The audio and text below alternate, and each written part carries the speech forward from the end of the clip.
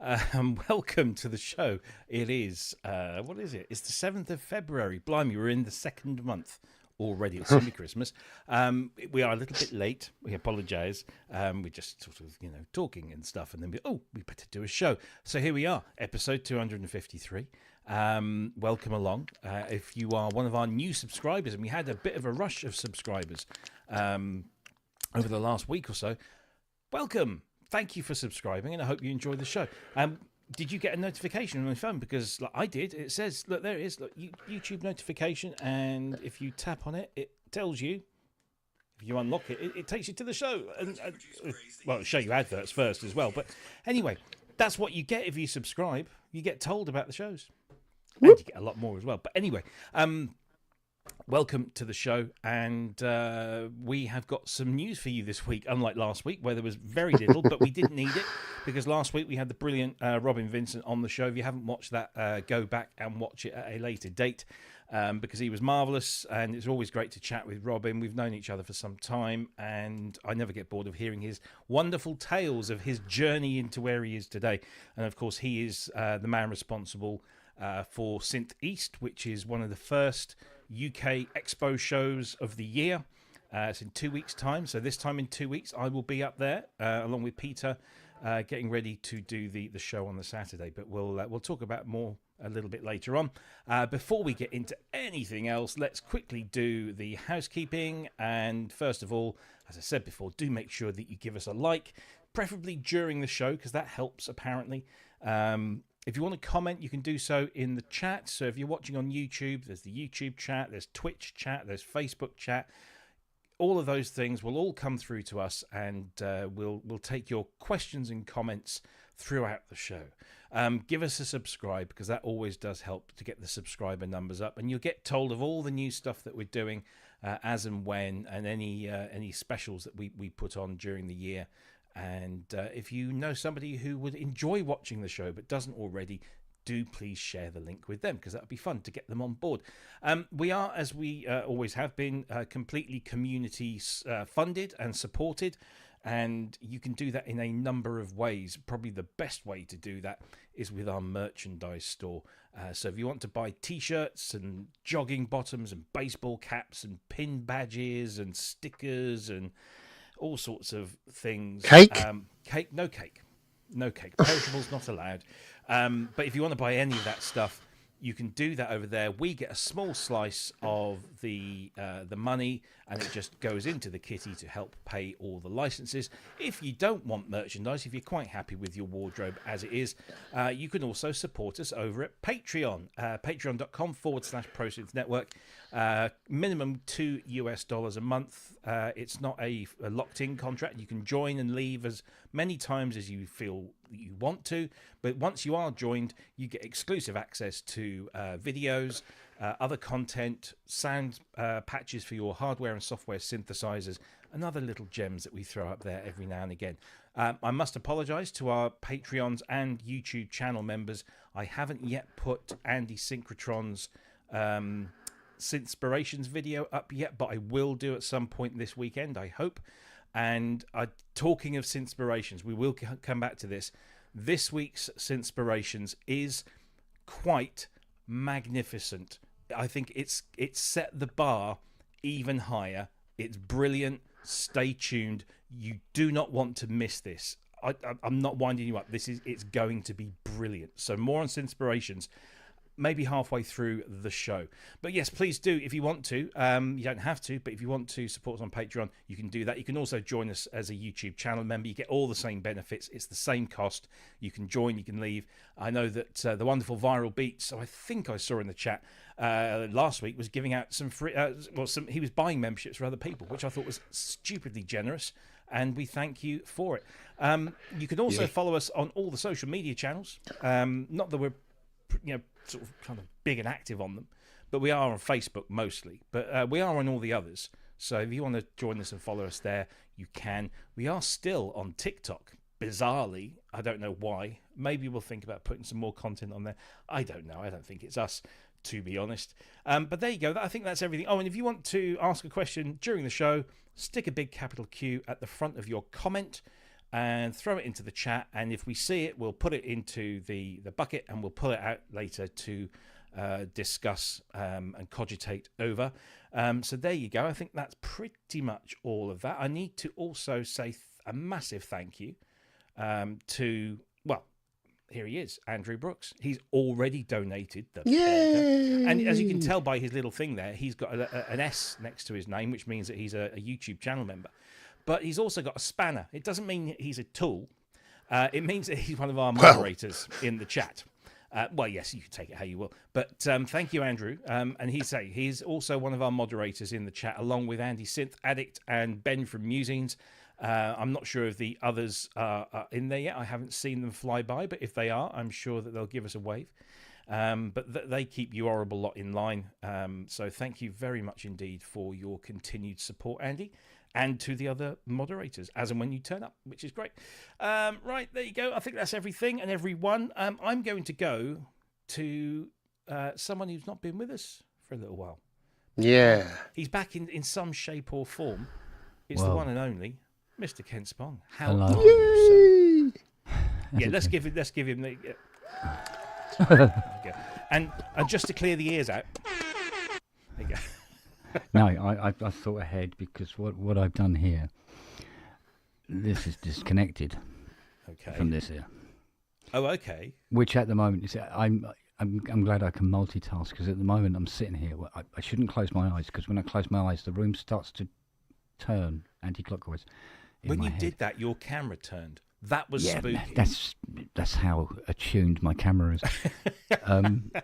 So in this here I got the show, and in this here I've got a guy who is braking as hard as he can in a 1963 Buick, while another guy with two giant metal bars in the distance is just randomly slamming them together. And that has been laid out on a beautiful bed of white noise. And yeah. I feel for you, mate. I do. Yeah. You poor bugger. Honestly, you didn't have to show up, but I'm glad you did. But if you want to go at any time, feel free. You told me that Andrew's computer had failed. And I thought, well, okay. So I climbed the stairs, which is something I try to do only maybe once a day. And there's a reason for it. And it must have taken me 10 minutes just to get my breath back. Oh, dear. So anyway, but I can still say something shit. So well, hopefully there's I can point at things and go, that's crap. Yeah. Well, hopefully there is nothing. But yeah, you never know. But mate, it is good to see you. I mean, obviously, I've seen you during the week. You spoke yesterday, I think. Yeah. Was that where I suddenly started staring up into space and you had to try and grab my attention? Has he? Yeah. Is he having one of those turns, or is what was on the telly more interesting than me? And trust me, there's been nothing on that telly that's been interesting. Jesus. Yeah. Shit show watching. You did zone out for a little while. No, I've had to sit through some programming, Christ almighty. Oh, dear. Anyway, good to have you, mate. Yeah, take it easy. And like I said, if at any point you feel you need to go, that may occur, actually. Do. Anyway, the other disjointed voice you can hear in the background is that of Mr. Andrew Longhurst, who has not been short of his own troubles in the last couple of hours. Oh, don't! This week it's just been one of those weeks. Yes, and my computer died earlier today. It was a mixture of things, updates and accidentally hitting hibernate, which on a Windows machine is not a good thing to do. So I lost my user profile and all sorts, so it wouldn't boot. So I've had to bring up I think at 5 o'clock I've got the laptop here and I've been installing everything. I saw in the chat that I'm a little hot. Is that still the case? Could you? Now I know I will. I know I'm hot. I mean, what do you do? Brush your hair. Yeah, but can you let me know in the chat? I think it was Matt and Steve. If you could just let me know. Complaints that you were too quiet and now you're too loud.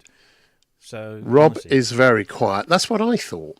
Really? It's still a little warm. Yeah, is it distorting? It was more Rob's end, actually. Let me check my settings. You leave his end out of it, will you? I haven't changed anything.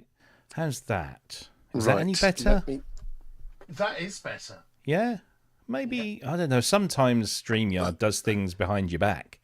It does. But there you go. Okay. Okay, is that any Sometimes better, your face. ladies and gentlemen? I mean, you sound absolutely fine to me. Yeah. People are telling me that I'm sounding better. So there we go. Yeah. Thanks for. Honestly, this is one of the things James? I've been begging StreamYard to do, is to put in a mixer of some sort, so I can see the levels that you are hearing, and I can adjust them easily during the show. But there you go. Anyway, Okay. welcome, sir. Thank you all for turning up as per usual. My merry band of brothers that sit by my side every Friday night. We may even make it to the end of the show without We might do. over. Yeah. Some of us By might the way, actually live until the end. Can I just give a shout out to my personal nurse Oh, Siri. for Is she the still- last? Oh, Yeah. bless her. She has not left my side Well, she knows. for a second. She knows. I've literally had to tell her she has to go out and go and have a wee. And Yeah. she's like, and then she's straight back in and back. You're all right. bless You're still alive. Yes, I'm still breathing. Cool. Okay. Bless her heart. Bless her little cottons. Indeed. Do you know, Mr. Evans has been around me all week as well. He's been doing the same thing because I've been having a really shitty week. And he's just been sort of all over me and purring and loving and just snuggling up and not being too demanding. He's lovely. They know Both you my know. cats don't give a monkeys about No. me. Oh, Well, that's cats, quite- really, mate. That's cats. Normally, Quite- cats normally are sort of like, Not where's my Mr. food? Evans. Yeah. Not Mr. Open Evans. this I door for me. get a little minute or so, and then it's like, no, fuck you, Dad, I'm off. So there we go. Scott McCauley. Stop it, will you? Stop it, will you? I can't see. Modelling Calvin Klein. I can show you if you like. I mean, Oh no. no. No, let's not do that. Right, let's do a show because we actually do have some things to talk about, some news, which is news. interesting. So where should we start? I think we should. Well, is there something in the air? It seems to be Drum Machine month or Drum Machine quarter, because all we've sort of had in the last few weeks is Drum Machine after Drum Machine. Not that I'm complaining, because I love a good drum machine, me. But this was a peculiar one because it's been out in the States for a few weeks already. But for some reason, they only released it over here in UK and Europe just the other day. But this is it's not necessarily new, it's just a new look from something from Arturia.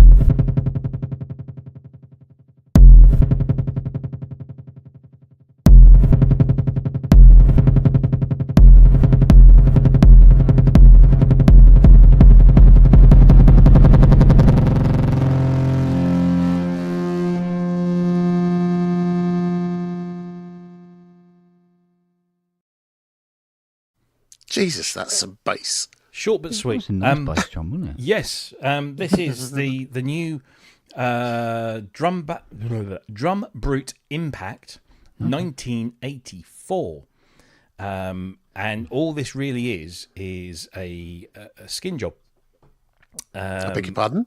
It's a skin job. Oh, right. Okay, it's basically it's a new painted one of them, which is the original Drumbrute. Oh, I Impact. see.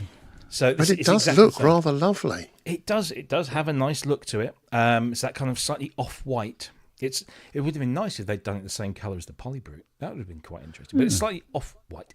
But this is a brilliant analog drum machine. It's a 64-step sequencer with polyrhythms.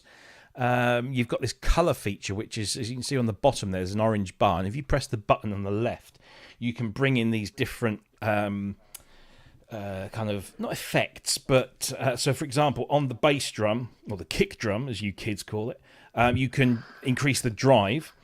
On the first snare, you can increase the body. On the other snare, you can increase, or actually change it into a clap. You can put decays on the toms. You can adjust the tone of the cymbals and the cowbell, and you can mess around with the decay of the hi-hats and the harmonics. And also, it has, and I know what people are going to say, it's got an FM drum, which is a very nice thing, because you can mess around with it, and you can either use it as some sort of like bass melodic bass thing, so it can sort of sit in there. But it's a brilliant drum machine. The only thing that people really complain about is on the back of it.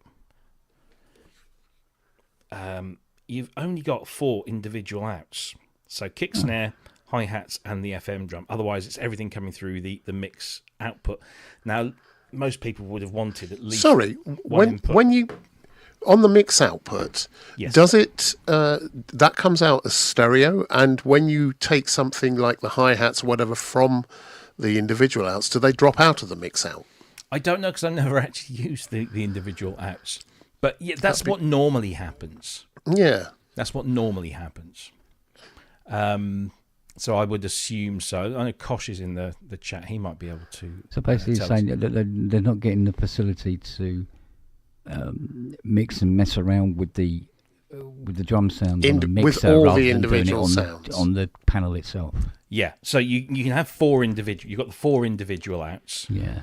But then that's it. So you can only individual out the kick, the snare, the cymbal, the hi-hats, and the FM drums. So the toms and the cowbell. Oh, I don't know. The cowbell's on the cymbal channel, so that'd probably come out.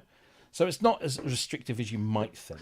But, so the main out, Kosh is saying the main out is not stereo. Is that right, or is it? Because I would have thought you want the toms to pan, don't you, or the overheads? There is no pan controls on here, so yeah, it must be mono. Oh. But it's got some great performance features, especially this thing. It's aptly named then. Yeah. So over here, you've got this, and this is like your note repeats in divisions. So you've got quarter note, eighth note, 16th note, and 30 seconds. And basically, you can just tap on there, and whatever drum sound is playing at the time, it will repeat in whichever time division. And you can then slide your finger over and increase that or decrease it as you see fit. Distortion circuit on there as well. There's a per sound or per track randomize and swing feature. I thought you meant a cat then. A what? A per sound. I don't. It's just, where's he going with this? Don't. I'm ill enough as it is. I know, but it's a really really cool little thing, and this is now available in this lovely new colour, which is slightly off white, but that's it. Looks good. Really, looks good. It's really all that's changed. But I don't know whether it's a case of we ran out of the colours. We can't. Or maybe it's because a lot of people do like alternatives, but other than that, there is no difference to the original Drumbrute Impact. So unless you just if it is mono out, then it is truly the '84 experience, isn't it? Well, there you go. That's it. You wouldn't want to play it if you've just eaten Marmite on toast, would you? Oh, I don't know.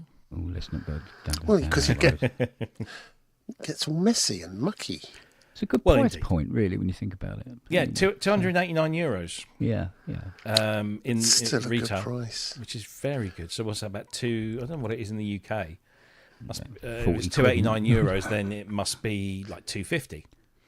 Yeah, that's not bad, is it? Come on. I was tempted by the original, but more so this. There's something about the look of this which just would sit. Yeah. Everything's black, and I quite like the idea of having something that's a little more. Yeah. But it's lovely that we've had a little glut of drum machines just lately, and that, although it's not bringing anything new to the party, it's still a cracking little thing.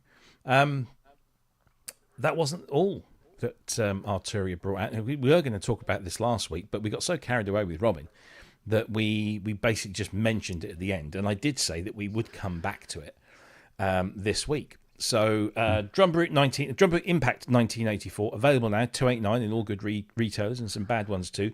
Also available now is Pigments 6. Wow.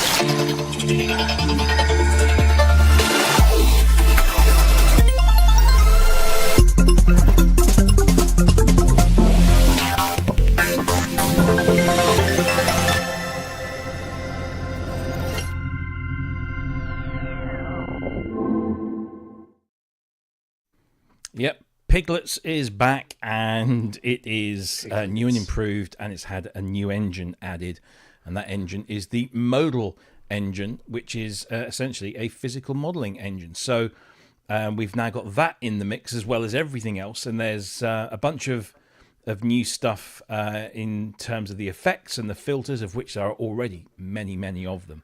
There's some great introductory prices out there. So if you've already got Pigments, so you're on Pigments 5, this is a free update straight away. So out of the box, it's great value. If you own some Arturia stuff, you can have this for as low as €49. Wow. Depending on what you already own. So log into your Arturia account to find out. So the modal physical modelling engine is quite specific. Modal engines deal with like hammered sounds and scraped sounds rather than bowed and plucked. So this is what you're going to get very kind of percussive and scraped kind of sounds in this thing. And industrial. Yeah, but it's also way more than that. It's such a beautiful synthesizer anyway, that just adding this into the mix, so you can now layer this up with virtual analog, sampling, granular, wavetables, the whole bunch of things in it. And there's so many filters. I mean, I think there's something that's 24 different types of filter or something, and it's insane. There's 19 high quality effects in there as well, apparently. It's just a massive thing. I've never really dived really deep into this because it's kind of scary. But when I have used it, it's just amazing. Nick's asking how what's the poly count on the modal engine? Do you know? Is it poly? Oh yeah. Great question, Nick. Where is the? Doesn't actually tell me what the voice count is. Oh, hang on, what's this here? No. It's pretty big, I think. I haven't really tested it, but I can't see anything on there that says exactly what it is. It's more than none, Nick. Yeah. It's more than none. It's a lot more than definitely. none. Yeah, it's more than none. Kosh is going to check his notes. Good for Kosh. Yes. Now, I think what Nick is referring to, as he says here, is Astrolab. So, Astrolab currently supports Pigments 5, but it doesn't currently support Pigments 6. Now, it doesn't mean that when you update to Pigment 6 that all of your Pigments functionality in the Astrolab goes away. You just don't get any of the new stuff. So you still get all the old or the regular stuff. But I've been told by Arturia that an Astrolab update is on its way, so it will then be able to support Pigment 6. Didn't the original Astrolabs it supported Pigments 5, but not super duper complex things? Is that right? I can't remember. So there were polyphony limitations based on the engine that you were using, and they did detail them somewhere. Now you've caught me on the hop, so I'm just trying to find out what they were in the existing. I'm going to have to get the manual out, aren't I, to find that one? Oh, here you go, polyphony. Most Pigments and augmented instruments polyphony may vary depending on engine and effects usage, but most synths will have at least 8 voices of polyphony. The only ones that don't have anything like that are the Acid V, which is the 303, which is a monophonic synth, the Buchler Easel, the Synth EV, the Korg MS-20. They're all monophonic, and that's fine because that's what they were. So yeah, but there'll be an Astrolab update coming to support this very soon, so I am told. So, I'm still hankering after an Astrolab, I must say. So, lovely people at Arturia, if you want someone to just nick one out from underneath you for no better reason other than look, there you go. I'm your man. It has become my main keyboard controller, although that might change soon. But we'll see. But yeah, it's you can also get a special bundle offer.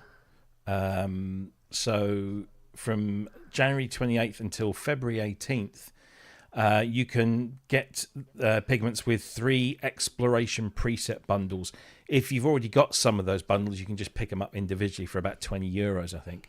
But yeah, if you log in, click on your Get My Personal Offer, and it will tell you based on what you've already got in your account. So if you don't already have Arturia, anything by Arturia, then you have to join their. You probably pay, I think it's 99 as an introductory price. Yeah, 99. After which it will become 199. But if you own some Arturia content, whether it's the software instruments or hardware instruments, you'll get a discount. And I think the lowest it will go as far as discounts is 49. But if you already own Pigments, then the update is free. That's a really good deal. Yeah, they do some good stuff. Pigments. Yeah. It is it's probably one of the greatest software synths out there. Kent, have you ever dabbled with Pigments? I know I'm honestly trying to remember. There was a massive Arturia software buy that I did. Yeah. And then there was upgrades, and then there was bits and bobs, and I'm trying to remember if I've even got through it, looking at it, most of it yet. Yeah.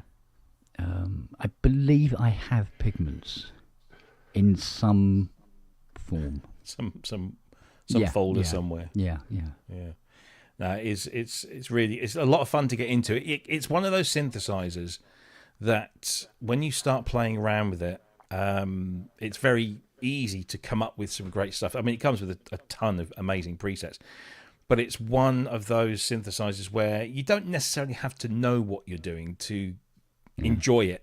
But if you really learn it, you can really get into some deep stuff. Andrew Brooks is asking, do those discounts include Arturia hardware?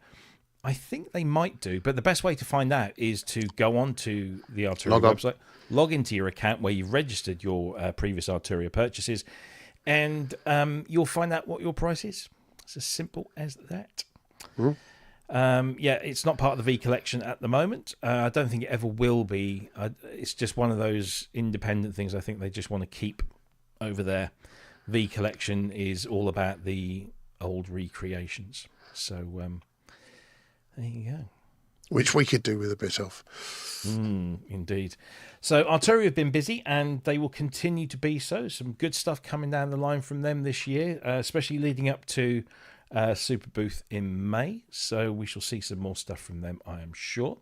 And you'll hear about it. If you didn't hear about it first anywhere else, you'll hear about it here at some point. Fantastic. Indeed. Let's see, what should we do next? While we've got Kent here, before he collapses in a heap, I think we ought to ask him what he thinks about this thing. So I'm going to play a promo video. I apologise, it's in vertical format, so it will look a bit odd, but you'll get the idea of the sound of what is the newest CS80 clone to hit the market. Let's have a listen to Morpheus.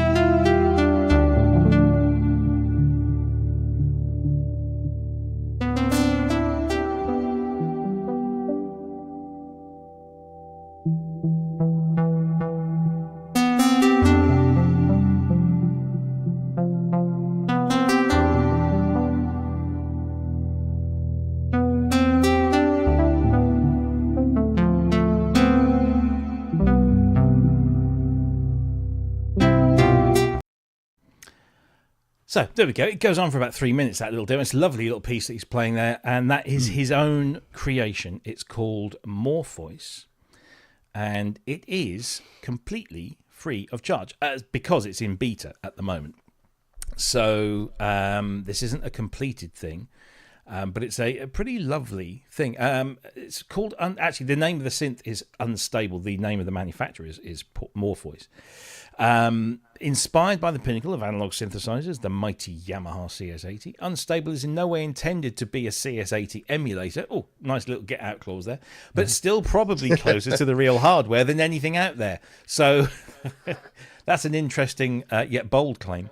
A lot of people will appreciate the nice, clean, flat design of the interface. It is very simple to understand, but you have your two layers there, and then your performance controls underneath. As I said, it's still in beta stage. There's only about a dozen presets included with it, but right now, because it is in beta, you can download this and test it completely free of charge without any restrictions whatsoever. It's got a built-in ribbon controller on screen, which is interesting. It's got an arpeggiator, ring modulator, the state variable filters, analog oscillators, effects, and there's a bunch of audio demos there, including some classic Blade Runner sounds, because you can't do a CS80 without demoing it with a Blade Runner piece. Supports Mac and PC, although Mac is 13.6 and higher, and Apple Silicon Macs are also supported. Windows 10 or 11, and it comes in VST3 for both Mac and PC, and audio units for Mac only. So yeah, you can download it for that. You can download the demo presets. When I downloaded the demo presets, they were the same as the presets that were included in the plugin already, so I don't know why they're separate there. But Scott's asking, does it have the ring mod? Yes, it does, because, where are we? There we go. Features the most musical ring modulator ever built, and we did our best to model it as closely as possible. So, yep, it's there. Really, all I can say is go and try it. But I did throw this over to Kent when I first heard about this. And I'm going to go over to you. I understand you've not been very well, but did you get a chance to play with it at all? I got a chance to play with it a tiny bit. And I went to all the areas that all the other CS80 emulators miss. And I was satisfied to find that they'd missed it as well. I was getting so excited then. Yeah, I know. Now, what we have now is we have a selection of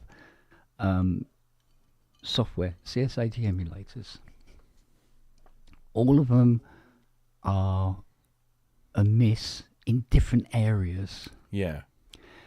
The real issue here is the best way to approach this. I mean, this is one of the better ones, and I'll tell you why it's one of the better ones. They got the guitar closer than a lot of the other ones have, but it has this "I am free" tag hanging over the top of it. Yeah. Which will automatically make it the better one, simply from a price point of view. Yeah. Because they're all, like I say, they're all slightly out from each other. And in many ways, a lot of the CS80s out there in the real world are slightly out from each other, of course, apart from the ones I've restored. But there's always these little things. There's these little foibles that are in the 80 that get missed and show up at the end. So there's no definitive CS80 emulator out there until one of the software houses actually bothers to phone me up. Yeah, quite. Otherwise, keep stabbing in the dark, guys. But they're all very, very close, and they're close enough that if you use it in the mix, especially if you're using it prominently, the listener will go, CS80. Yeah. And that's literally all you're trying to achieve. So exactly. Cool. Was there anything in particular about this that you did like, that you thought they did well? I thought they did Guitar 1 and 2 well, very well indeed. Although I can't say this, this isn't gospel, but the impression I was getting was that they weren't utilising the algorithmic function of the envelope generator on it in relation to the velocity pressure that the 80 will do. So it had more of a linear feel rather than a logarithmic feel to it, which makes the attack decay timing off. But and that's when the Guitar 1 and 2 stops sounding like Guitar 1 and 2 does.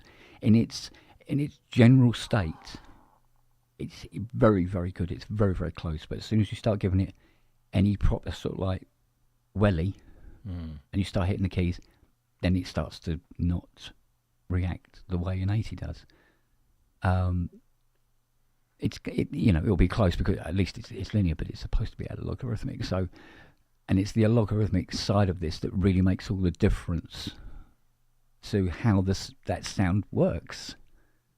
And that's why you're not going to sound exactly like an 80 because of it.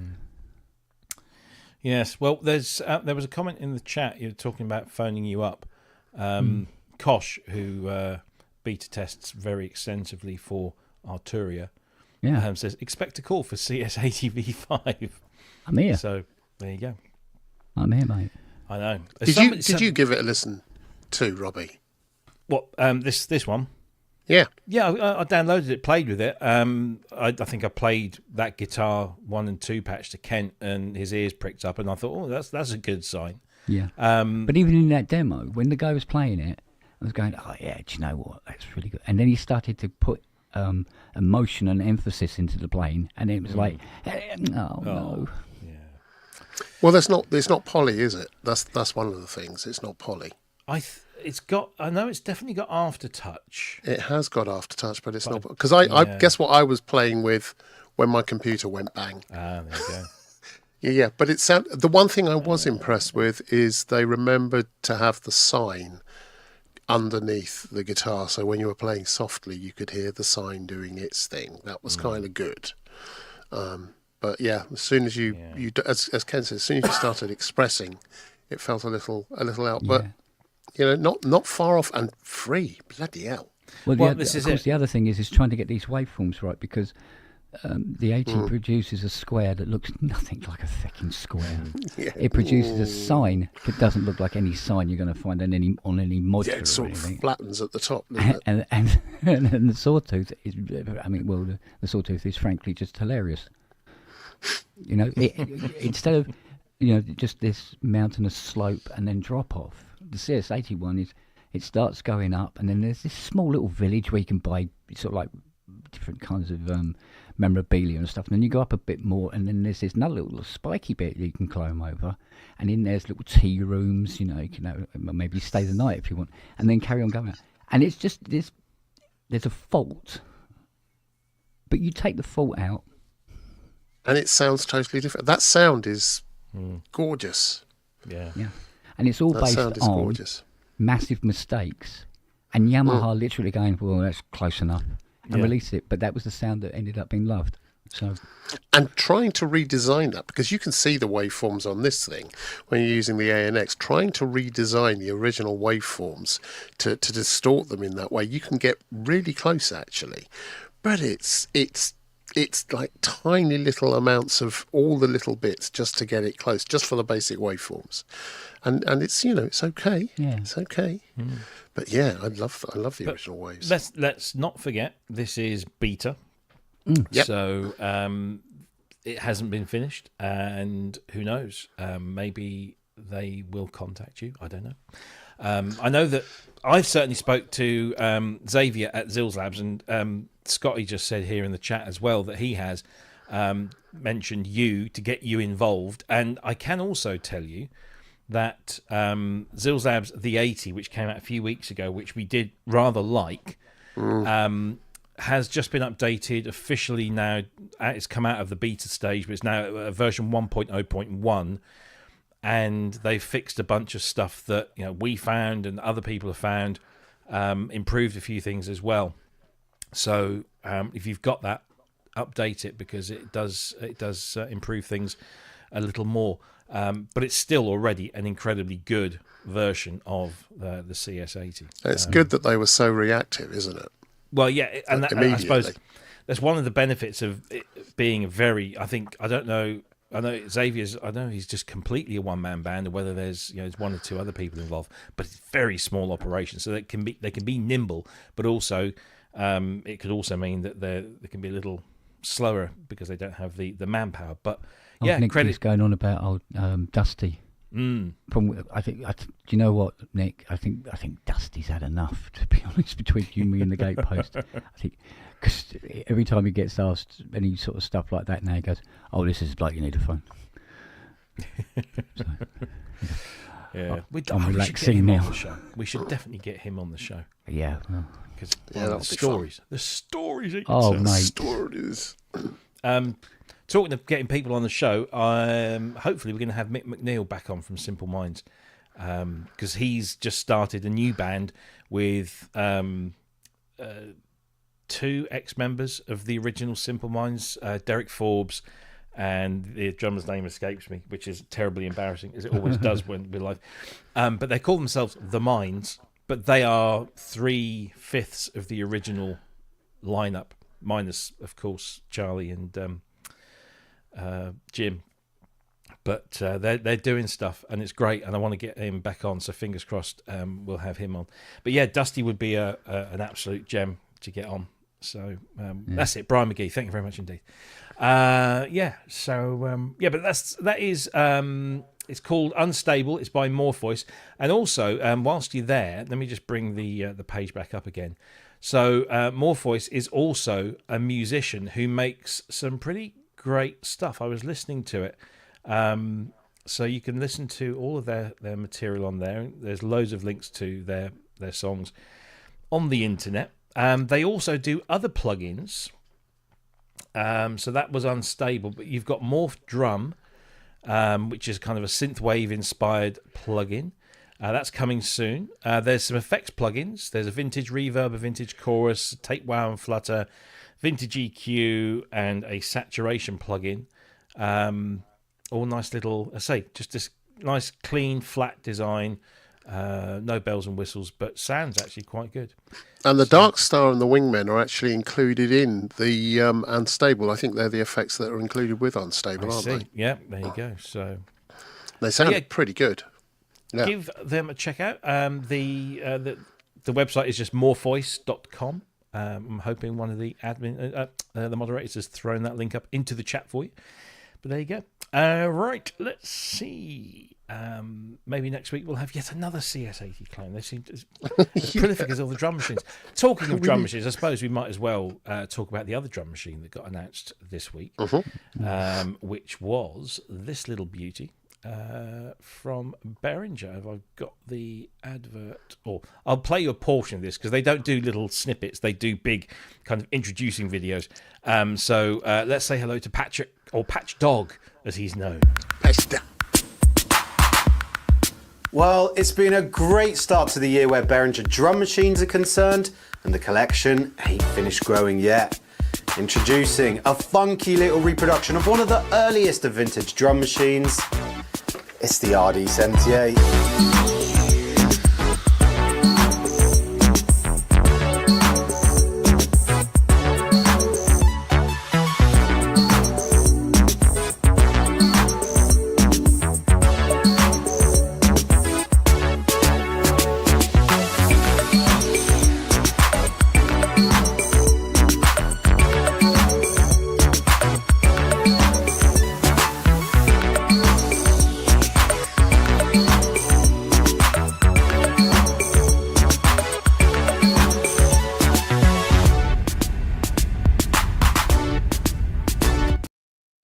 So there we go. That is the RD-78. We knew that this was in development. They teased it. Actually, they teased it quite a while ago.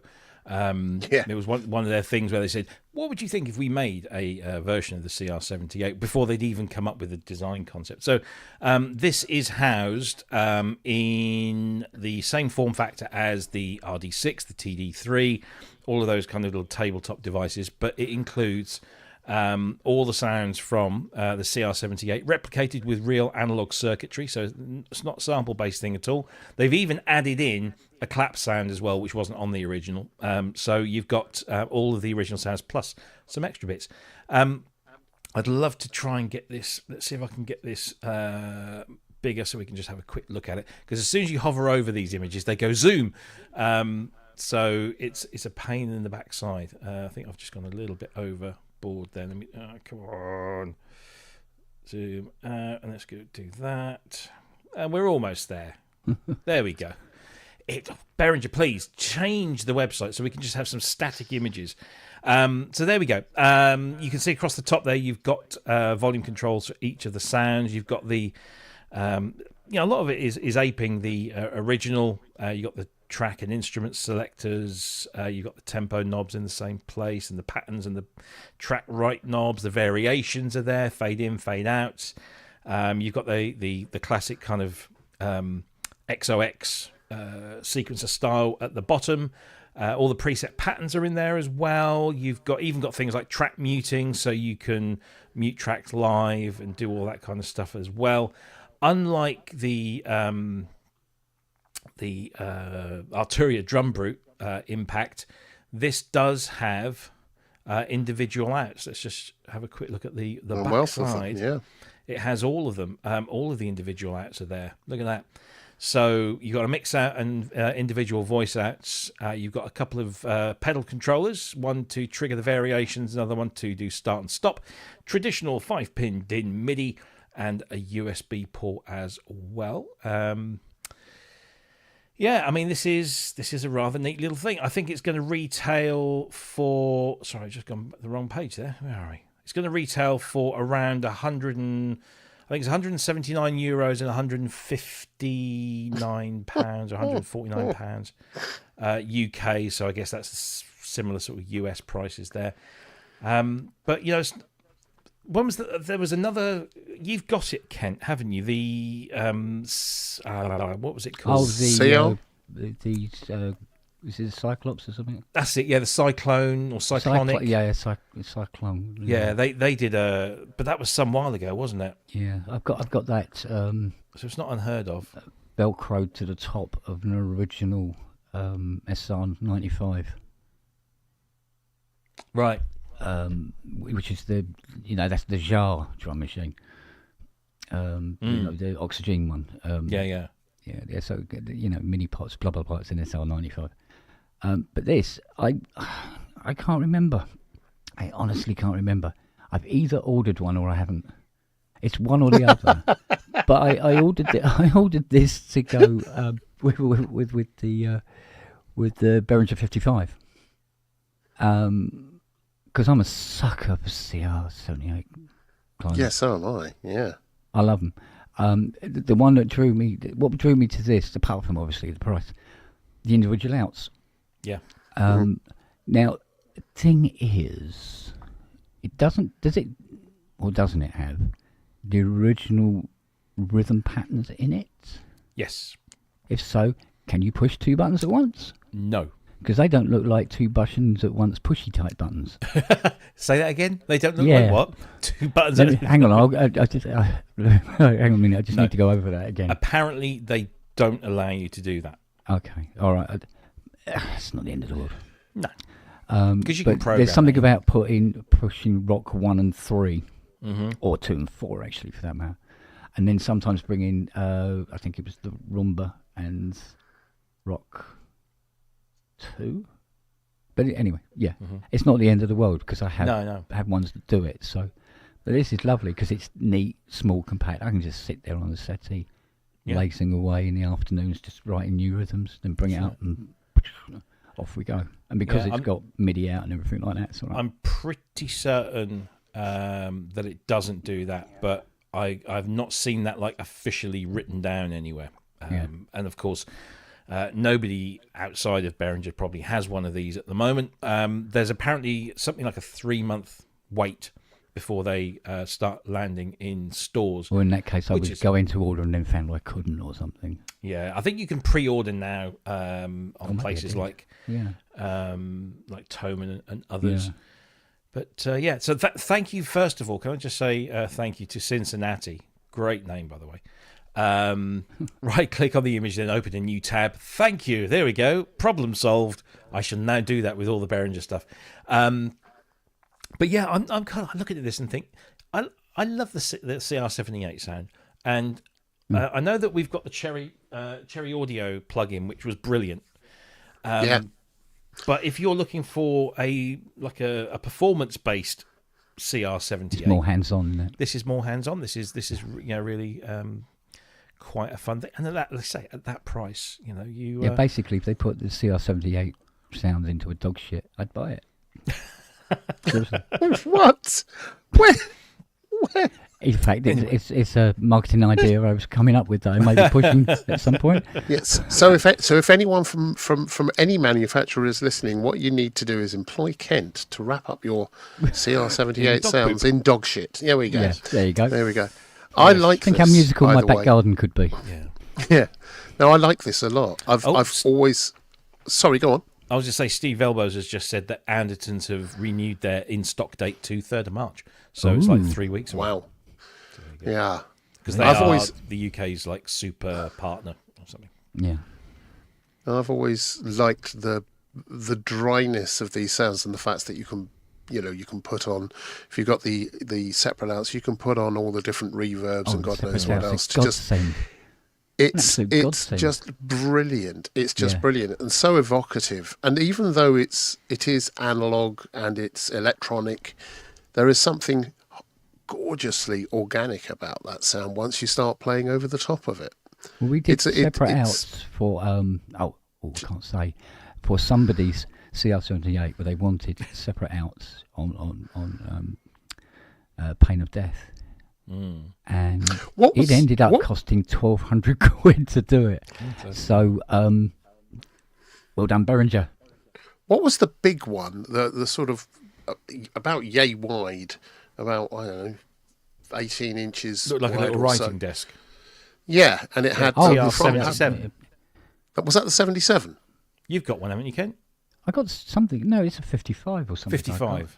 Yeah. 55 because a mate of mine had. A mate of mine had Ultravox's one, which was in Perspex, so it was completely, you could see everything, but it just sounded amazing. It sounded amazing, and I remember tinkering with that for hours.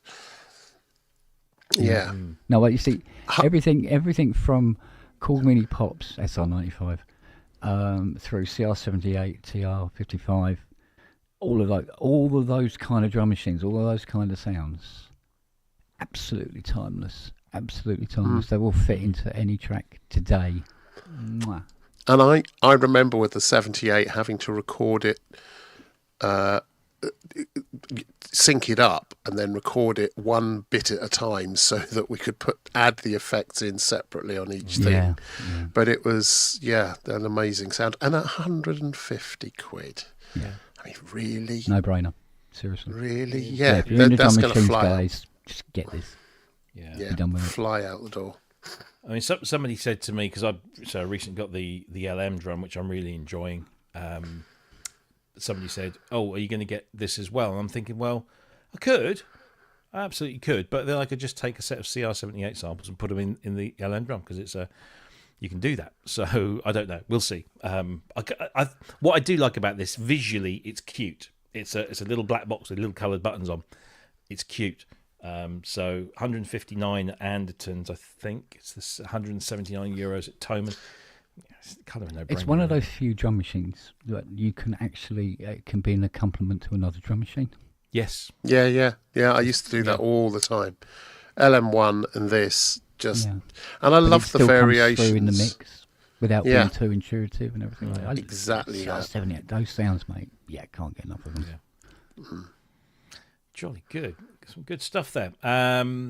So that's Behringer's RD-78, available to pre-order now. And as Steve Elbows has just said in the chat, and I've just confirmed, Anderton's claiming stock will be there on the 3rd of March, which is about 3 weeks away. Well, I need to jump on that one quick then. Yeah, I think they will. Talking of Anderton's, I've got to just pay compliments where compliments are due. So I don't know if you can see just there is something new, which is the Behringer Wave. Oh. And I ordered mine when they came back into stock at Anderton's, and I ordered next day delivery. So I ordered it on the Saturday, and they do 7-day deliveries, but I ordered it too late on the Saturday for Sunday, so they said it was coming Monday, and it didn't come on Monday, it came on Tuesday. But I did contact them, and I got through after about 2 rings on the phone, which was great. Spoke to somebody in the warehouse who said, we were inundated with orders, and we couldn't get them all out in time. We do apologise massively. Here you go. And it turned up on Tuesday morning, so... very happy. A great service from Anderton's there. They're pretty good, aren't they? I've never You've had got to great say. service from them. Yeah, they've always been very good. Yeah. Great channel as well, with the reviews that they do on a lot of gear. So go and give them a sub. But yeah, that thing is, to all intents and purposes, literally exactly the same as a PPG clone sound-wise. It's a PPG clone, PPG Wave sound-wise. And I've been reading a thread on a particular forum where a PPG owner of many, many years has stated that it's the closest you'll get in hardware today with it. There's a few little oddities, like it's not doing the long looping transients, which is quite important for a lot of the waveterm samples, because they require the long loop. At the moment, they've just got the short loop, which is like 128 samples long. So you get like a second of the sound, and then it sounds like a ZX Spectrum loading up. So it's a little bit off. So fingers crossed that's just a firmware update. Same with the, the filter. The VCA envelope, which is linear on this, but it should be exponential. Oh, that old chestnut again. Yes, that old chestnut. Yeah. So, but do you know what? For something that costs, well, depending on where you get it, it's anything between 500 and 569 UK pounds. It's made completely out of metal. The whole chassis, it's heavy as fuck. And it sounds great. And yeah, I'm very, very impressed with it, I have to say. So maybe we'll do something on that a little later. Yeah. There we go. So Behringer's knocking it out of the park at the moment. RD-78 is available very soon. Lots of other things. Let's just quickly. We don't really know much about this, but we might as well show this because this dropped a few hours ago. They did announce some while back, as they do, that they were working on a clone of the Elka Synthex, and today they released a short video demonstrating its sounds.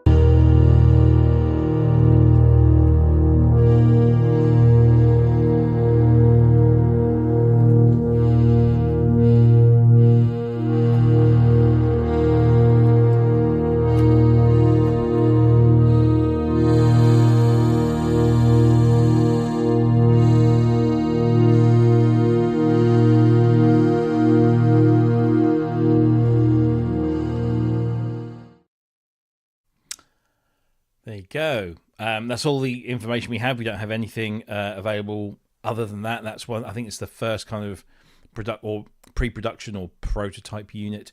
It's the same form factor. It looks like as the Wave, which is a 49 key construction. I'm not particularly familiar with the workings or the sounds of the Synthex beyond the obvious Jean-Michel Jarre sounds, but I know somebody who is probably more familiar, Mr. Spong. Based on that, fairly rough recording. Any initial thoughts on that? Yeah, I mean, it struck me as quite good. To be honest. Yeah. Limited, but there you go. Yeah, well, early days. Indeed. Andrew, your thoughts? Yeah, I used the Synthex quite a bit for about a year. That doesn't yet quite feel as rich. It feels, it feels like a synth, clearly. Yeah. It doesn't have the richness that it doesn't yet in those presets, which I know they're playing around with them still. Didn't feel like it had the richness that the original had. There was a lot more sort of harmonic stuff going on in the original than was going on there. But they keep banging these things out the park. Doubtless they'll get a load of presets done. I'll wait to see what it sounds like when it comes out, because the Synthex does have a very unique sound. It really does. So yeah, but I'll wait and see. It's a bit odd seeing a Synthex with a control panel that doesn't have that extra reach, the additional thing. So you're programming one set at a time rather than But they're gonna put it out at a price that's going to make everyone go, what? I know. Yeah. I don't think that recording was particularly good. It didn't sound. I don't think it was a poor sounding unit. I just think it was a slightly poor sounding recording. That may well be it. Yeah. So who knows? But yeah, we'll wait and see. But it's on its way. Along with all the other there's certainly things. Essence there. Yeah. The thing is, you've got to have the noisy chorus on it before you really start to get the whole experience of the Synthex anyway. Yeah. Because most of the presets all went through one of the 4 chorus settings. Mm-hmm. Yeah. And a Synthex straight is not the nicest sounding thing I can think of. It's a bit like the 80. Well, yeah, exactly. The 80, without effects on the 80, it's sort of like it's pretty, Well, so many synths up until the D50 essentially didn't have any effects built in, and they all had to be applied. Later. And every studio had a Dimension D and an AMS. I mean, if you were 80 demonstrating a Juno 60, or something, or Juno 6 or something like that, and you don't use the chorus, and you just play it as is. Yeah. And you go. But the other thing is, and this is why it's more important. It's important that this has been done because there are some ICs in the Synthex. But when they go now, that's the end of it. Yeah. That is skip material. Good night, Vienna. There is nothing you can do. And and it's just, and they were very robustly built, but they weren't reliable. I don't think perhaps we talk enough or make enough mention of the chorusing that was used on a lot of these instruments at the time, because it really did. It made real, they gave them real sonic signature and made them rich and luscious and gorgeous. And without them, it was all a bit, well, whatever. Which is, I think, is why the Junos. I mean, I said and the most synths didn't have any effects until we got to around the D50. Or what I meant to say was, as many of those digital effects that the D50 brought in, because that's what killed the DX7. If the DX7 Mark II had come with digital effects, I think the race might have been a lot closer and tighter. I think the key one was reverb, wasn't it? Yeah, the reverb on But the fact that chorus was the one that was chosen for the Junos and the Synthex, as the one that they were going to put in, is testament to the fact that the chorus really does bring a synth sound to life. Gotcha. Thicken it. Yeah. And have you played a DX1 or a DX5 where you've got the two engines that are batting off of each other? You can get the chorus in a kind of traditional way, shall we say? Yeah. But yeah, you can do it with each one of them. So with a 5 or even with a 7, depending on how you stack the operators, the algorithm you use, you can actually offset and get that detune going as well. It's an astonishing, it's an astonishingly powerful thing. Anyway, we'll talk about a bit more about some DX stuff a little bit later on in the show, fans. But right now it is time, I believe, for we're going to give Kent a little break now. He can fall asleep. But it's time for this week's Synthspiration.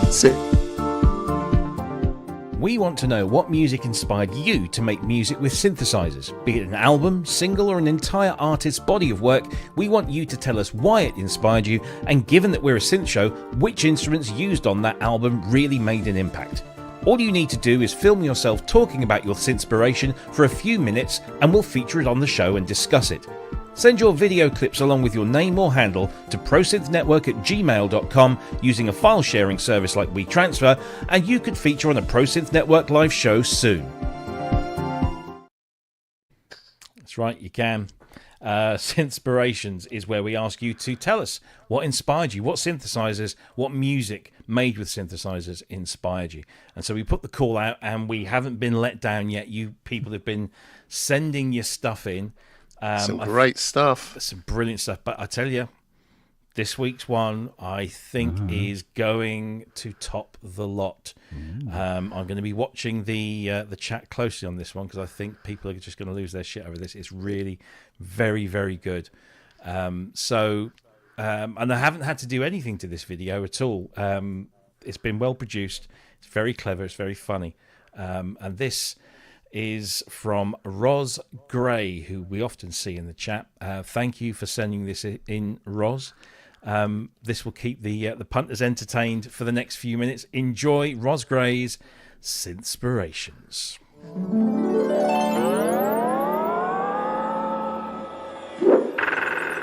Greetings, Earthlings.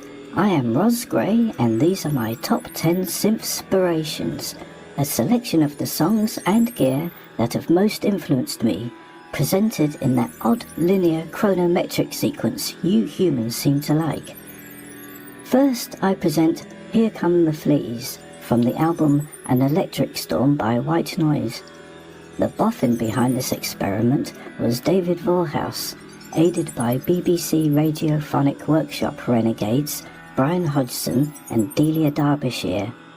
The trio constructed a unique album with little more than drums, vocals, double bass, and noises like twanging rulers and revving motorcycles.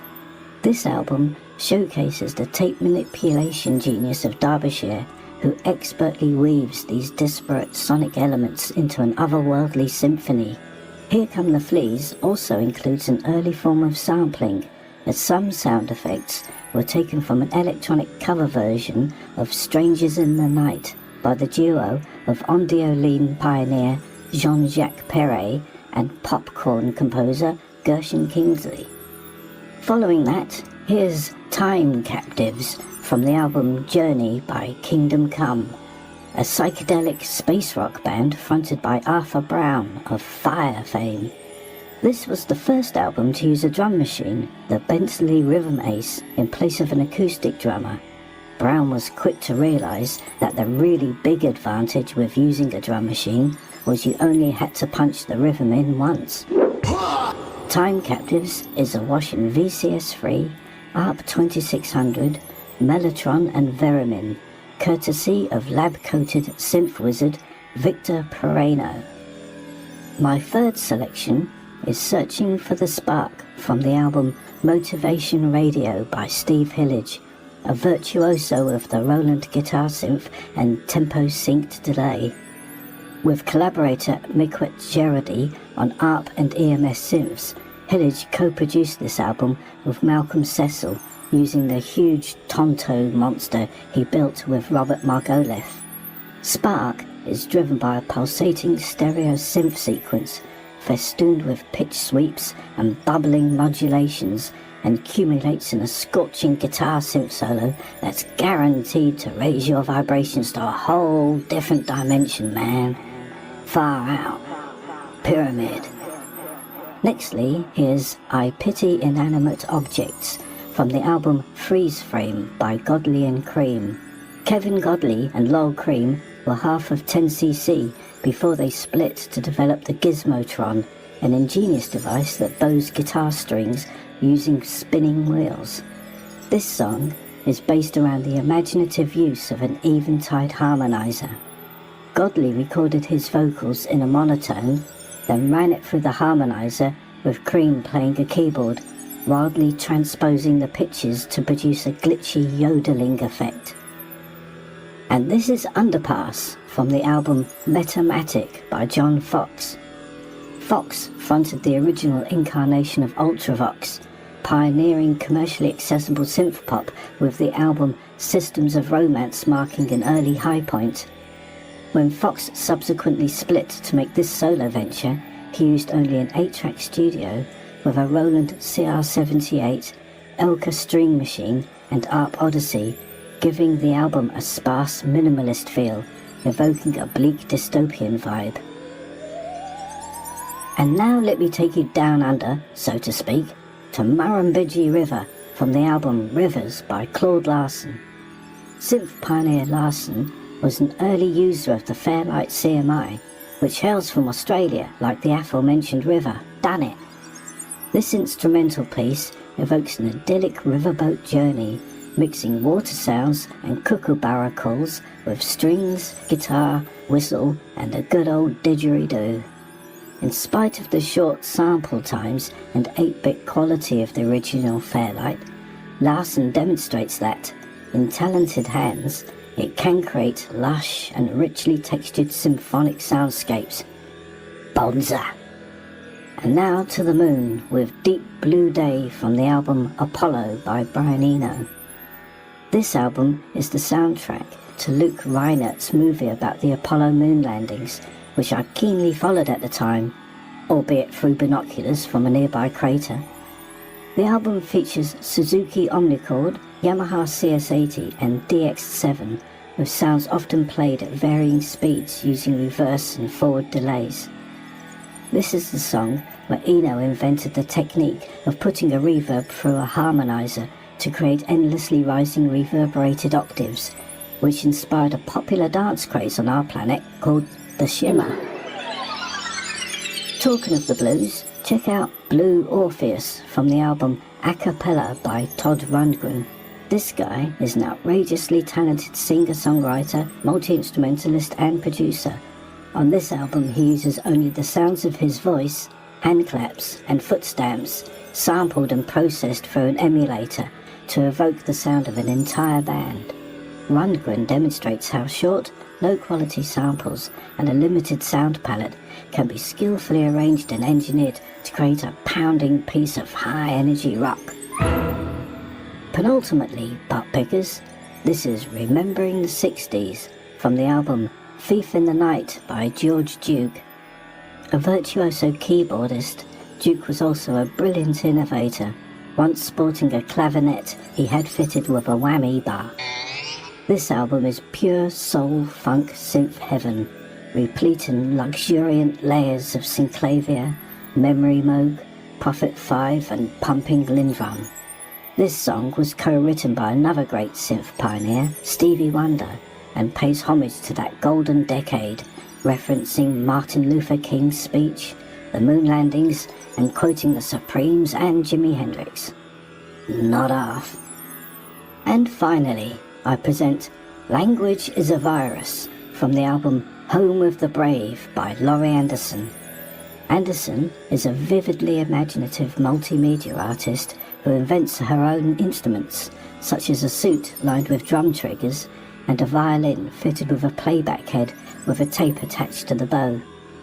Her playfully satirical albums make much mind-bending use of synclavia, vocoder and harmonizer, Language is a Virus was produced by Nile Rodgers, who also plays guitar and synclavier, and was inspired by William S. Burroughs' assertion that language is a virus from outer space. And I'm an actual bony Fido alien, so I can totally verify that, because my vocabulary is as bad as, like, whatever in it. I mean, sometimes it's like, Shaka when the walls fell around there. Dag nabbit. Either that's the front doorbell or my old DX1 is playing up again. Oh well, thanks for listening, folks. Be seeing you. Utterly brilliant stuff there from Ros Gray. I think that deserves a massive round of applause, whoops and cheers. Wow. I also love the DX reference at the end. Thank you very much. I would like to hope that was done especially for me. It was incredible. Not only was it very entertaining, it was also incredibly educational as well. And that's half the reason I started this, because I wanted other people to understand what inspired others and learn that this stuff was out there and go and listen to it and be inspired by it too. That was, I think, so far, if we were having a contest, that was my favourite by a long stretch. Really enjoyed that. I have a particular reason why that's my favourite one so far. Go on then. Go on. He has a clanger. Yeah, clanger. For Christ's sake. Sitting on half of a Dalek. Where did he get the bloody clanger from? I know. I mean, we just any of the accoutrements, all the mini synths there. Somebody was actually asking, where do those miniature synths come from? And thank you to Ros for informing us that they are by Rolt. Ronaldo Lopez. I'm not even going to try that. Texiera? I don't know. We'll go with that. I'm not going to butcher his name any further. But you often see them posted around in various synthesizer groups. He does these brilliant miniatures. So if you are into that sort of thing. Some other comments throughout the piece there. Wow, this is astonishing. Michael Myers is sulking. AD Vision says, oh dear, I've not heard of any of these. And that's good, because now you can go back and watch this. Go and listen. Go and check them out. And it was brilliant. So that's half the reason. Cincinnati says, please do synth reviews. The community needs you. I would wholeheartedly subscribe to that channel in a heartbeat. Matt Colossus says, blimey, just made a cup of tea and I must have missed something. I, for one, would like to welcome our new alien synth overlords. Brilliant. Superb stuff there. Just fantastic work there, Ros. Thank you, Steve, for your donation. Much appreciated. Hope you're well down under. Good to hear from you. Going back to one of the last artists she got to was, of course, the wonderful Laurie Anderson, and that album is stunning. Huh? He got to. Sorry, there we go. He. There we go. Well, that's an alien, so how can we tell? Yeah, quite. They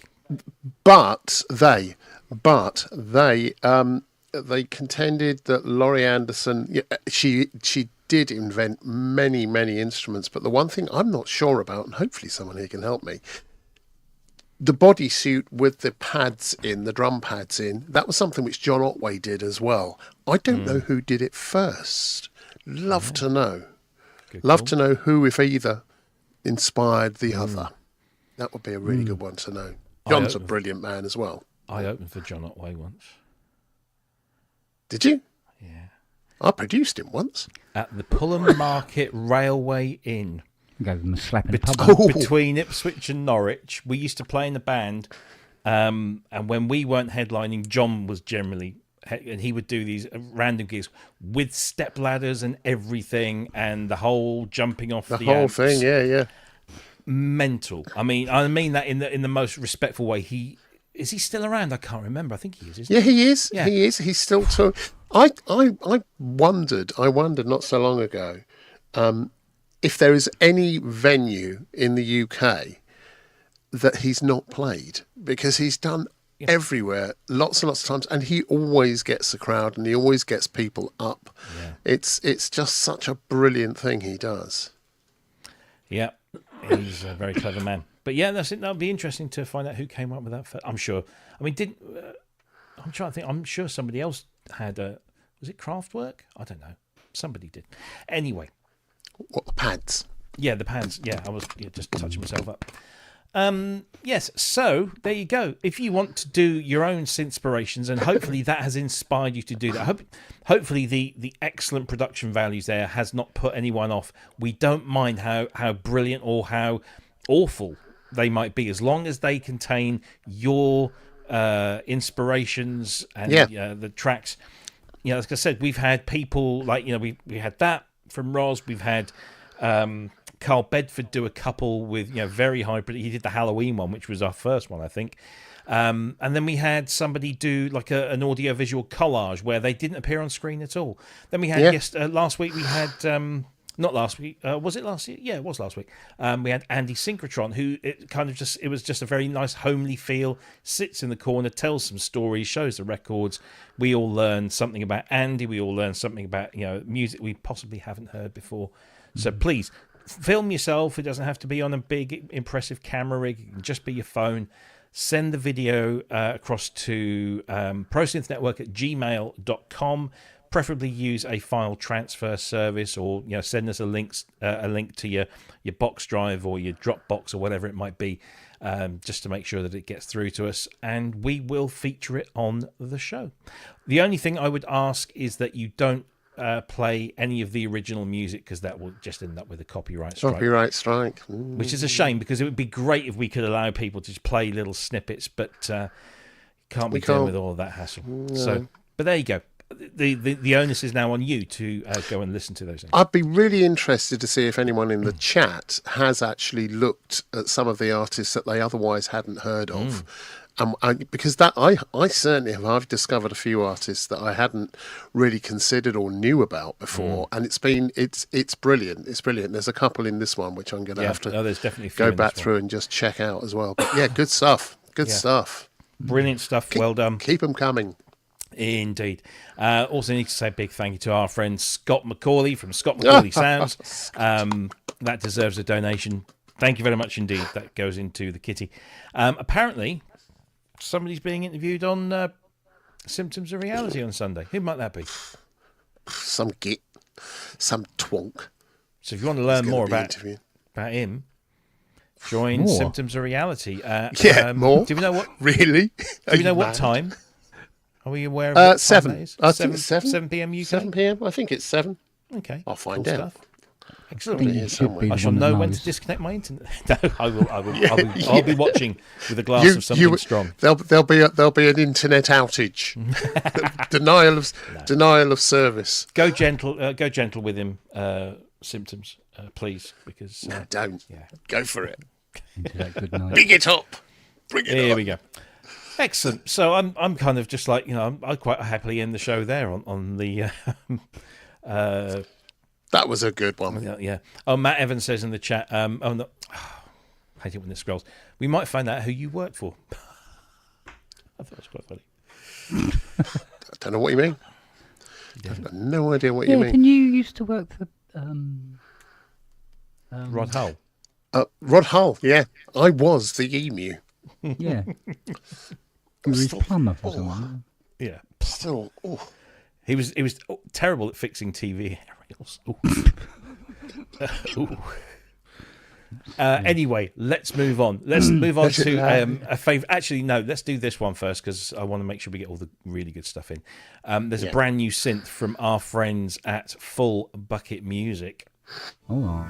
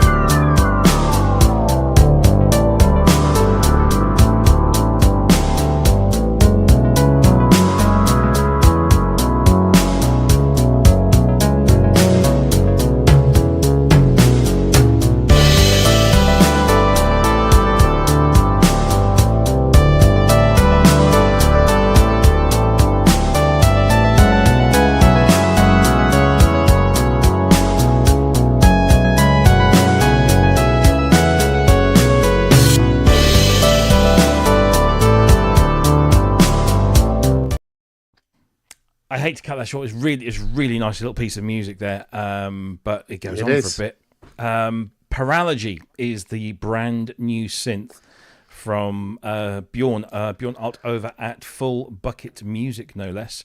There's the page. So it is a simulation of the Paraphonic Krumar Trilogy and Stratus keyboards from the early 1980s. It's written in native C++ code for high performance and low CPU consumption. It's a close simulation of the original hardware, fully polyphonic, paraphonic madness, organ, synthesizer and string sections, additional phaser and delay effects, resizable user interfaces, MIDI learn and plug-in support across Windows and Mac OS in the form of Clap, VST2, VST3, AAX and Audio. Also, I believe. I've done all. Yeah, I did all the formats. I'm going to go to you, Kent, first, because I don't think I've ever seen or played Krumar Trilogy or Stratus. Are you familiar with those? And does this do it for you? No. Okay. Why? It's the most horrible bucket of crap I'd ever had to work on in the my originals, life. I hate them. Yeah. Yes. I can't give a valid or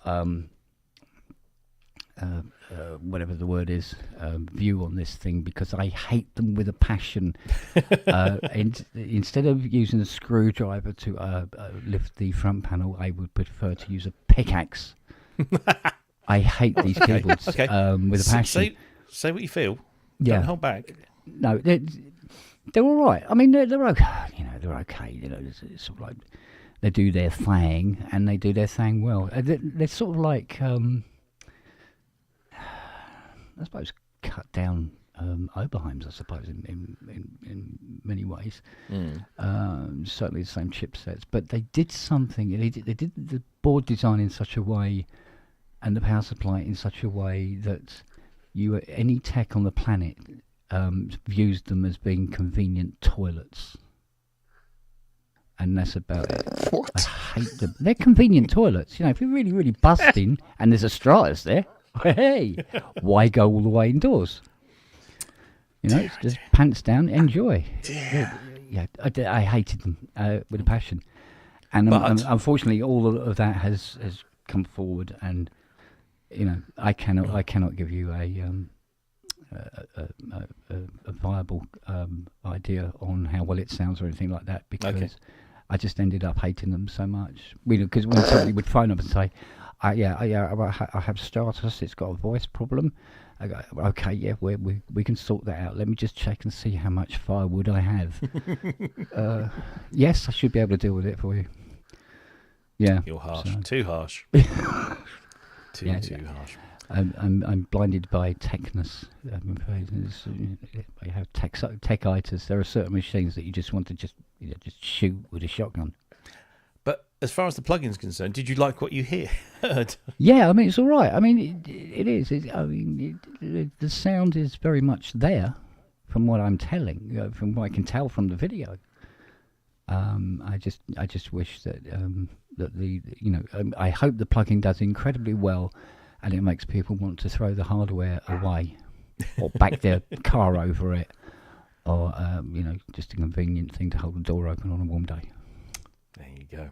Andrew, you're old enough to remember these. I'm not just old enough to remember them. I've used them. Yeah. And they were always frowned upon and sneered at by the syntherati, as it were, as being the cheap sort of knockoffs of things and never quite doing a very good job. But actually, remember the Behringer of the day? No. They were. Well, I suppose they were in a way, but actually, they sounded really good. It was difficult. You had to really dig in to get them to do anything. They had a particular set of sounds that worked well. The strings on the Trilogy or whatever it was were really good. It kind of reminded me of the Korg Trident later on, in terms of the way it was laid out. Didn't have the bass thing, but the Stratus, both of them are actually the synth sections. You could do amazing things with those. I seem to recall they didn't have any memories, so you kind of had to make it up as you went. I might have that wrong, but I remember them sitting really well in a mix, and I remember the strings sounding not entirely unlike the kind of thing you got from an Arp Omni or a Selena. It wasn't that sound, but it wasn't too far away. So I always thought they were pretty good. I didn't own one, but I did use them, a few times, and they just sat in the mix really well. And I thought at the price they were great. So this plugin, again, I downloaded it, I've installed it, but I haven't had a chance to listen to it. Hello, here we go again. Yeah, there we go. Stop making that gesture. There, right. So the plugin, it sounds. From what I'm hearing, it sounds pretty good, but I didn't get a chance to try it. I will do. Dissatisfaction. Yeah, so it's horses for courses. If you're, we often say if you're limited by either the amount of equipment or the kind of equipment you have, you find a way to work around it. And I always found they worked really well. We were still able to turn stuff out in mixes that sounded great. Of course, the beauty of this being a full bucket music plugin is it's free. It's completely free of charge. But also, there's a big yellow donate button there in the corner. So always donate. Even if it's just enough to buy a coffee or a marshmallow or a cookie or something. Just donate. Donate something. Donate lots. Bjorn does some brilliant stuff and deserves way more recognition than they get, although they're pretty well known within the industry. Brilliant stuff. Paralogy is available now, version 1. I also like the fact that Bjorn has now started sending emails out every time there's an update, because he's just updated the Bucket 1, which is the Bit 01 another Krumar Bit 01 synthesizer from '85. So he's just which was a great synth. Yeah, I mean it was a pain in the arse to use, but it was a great sounding synth. Like that a lot. Yeah, I mean literally you could just download every single one of Kim's synths. Sorry, Kim. Bjorn, because it's Kim Bjorn. Every one of Bjorn's synths. I'm getting old. And you'd have a veritable studio right there for the cost of absolutely nothing, and then you could just drop him some money in the donate thing. Yeah, brilliant stuff there from Bjorn. Get that? Yeah, right. Very good. Our friends at CME have been a little busy of late. They've they went quiet for a while, and then they've come back again. And this is the new H2 Midi Pro, which is a compact USB host MIDI interface. Now you might think, oh, what bloody hell use is this? It's only got one in and one out and a USB port. Well, that USB port, if you connect an 8-port USB hub to it, you get 8 USB MIDI connections. With that, as well as the traditional MIDI connections. 2-in, 2-out virtual MIDI ports via USB-C as well. MIDI routing, filtering, and mapping, which you can configure through the Windows, Mac, Android, and iOS app, which is, I believe, the same app that they are using on that cable that we featured of theirs a couple of weeks ago, which is the USB to traditional 5-pin MIDI thing. Now this I believe is $49.99 US, and they do a bigger one which has more ports on it, of course, but yeah, it's a clever little piece of kit. Dual power options. You can either power it via USB or a 9-volt DC power supply. I guess that's going to be akin to the Volca power supplies, or maybe a guitar pedal type power supply. But yeah, nice little compact thing to distribute your MIDI in and around whatever you're using there. There we go. Right, zoom in there. These are great little devices. They're doing some great really work. Handy to have. Yeah, really handy. Future-proof really 32-bit high speed. Yeah, it is, isn't it? High speed processor. That's the important bit. Next to zero latency and no jitter. Free download of the application, which handles all your MIDI routing and filtering. So we showed that on the show when we did the cable. So it's just this nice little application that allows you to do all of that stuff, and then you store it in the device, and boom, away you go. And I love the fact it works not just on Mac and Windows, but it's the also mobiles on as well. iOS and Android. So you've got something which will work across all the devices if you're traveling. It's a really, really good thing. Yeah. Mike over the EMI says the H2 Midi WC is incredible. There's a compliment if you ever needed one. There is one. So yeah, they do some great stuff. Of course, we know them and love them for Widdy. Take a drink, everyone. I believe that some of their let's get the right one here. So this is the one that Mike was just talking about there. That comes with optional Widdy, but it has more ports on it. But you can still do the 8 instruments into one USB if you connect up a hub to that. They also do these lovely little MIDI through boxes, one with Bluetooth MIDI and one without. There's lots of options here. They really have started to really dominate the flexible USB connectivity market with their stuff. So yeah, not entirely sure where I'd use one of these. So I'd use that straight away. Would you? Yeah, What would you use? because at the moment I'm using a 32-way USB hub. Okay. Because there's only so many hubs you can plug into a computer before it starts going, look, man, this is just too many hubs, okay? And it was trying to keep that down to a minimum, and you can't. So what this does is it gives me the option to use the smaller hubs that I have that I can't use because it can't use all of them, to put all the USBs to connect to the keyboards, and then have that one USB coming to the computer instead. There you go. That's exactly what I'm thinking and it cuts as well. out, from what I'm seeing, it cuts out a lot of faffing around as well. Yeah. Out here, running the crap all around here. But it also means because of the tables where you can configure what's coming in on what channel and what its name is, Cubase has got a better chance of being able to find the fecking thing when you fire it up. Yeah. Because at the moment, I will fire up Cubase and it'll go, oh yes, I see you have a PB12, yeah. And then the next day it goes, you have a PB12? Oh, I can't find it. Well, I don't know. There's no PB12 here. And it's almost like it depends on when you hit the button, what cycle it's on, whether it's going to find something or not. So yeah, I think a couple of them, just a couple. And then, because having the 32-way USB hub connected to the back of the back studio, I don't recommend it. No. Don't recommend it.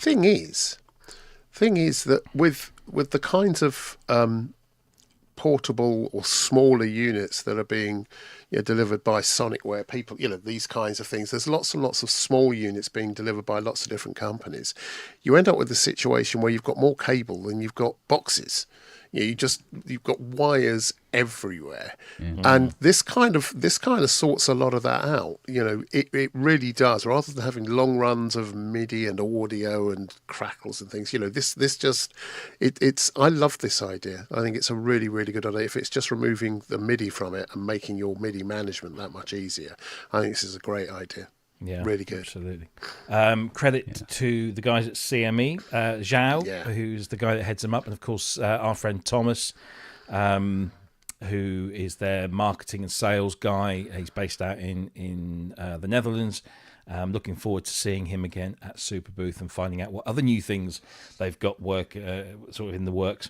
So that's CME. Peter DeLong saying in the chat he's got one of those Myo XLs. Oh yes, I have as well. Mm-hmm. That's what took a lot of the work off of the having to everything go into a hub into the computer. Yeah, but it had only so many USBs you could plug into it. Yeah. So these little puppies though. Yeah, I think a couple of them are coming. It's good stuff. Does CME make cake?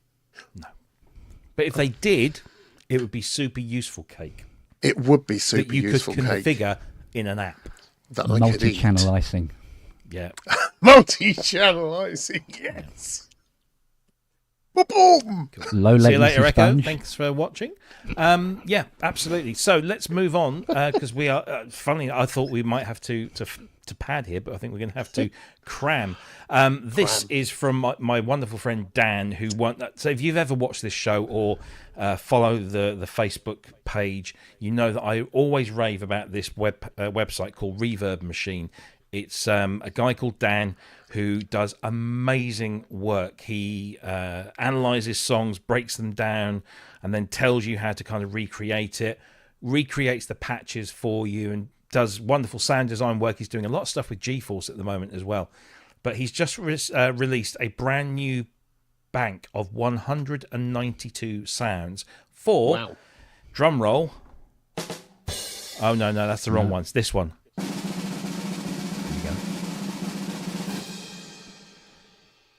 For the Yamaha DX7.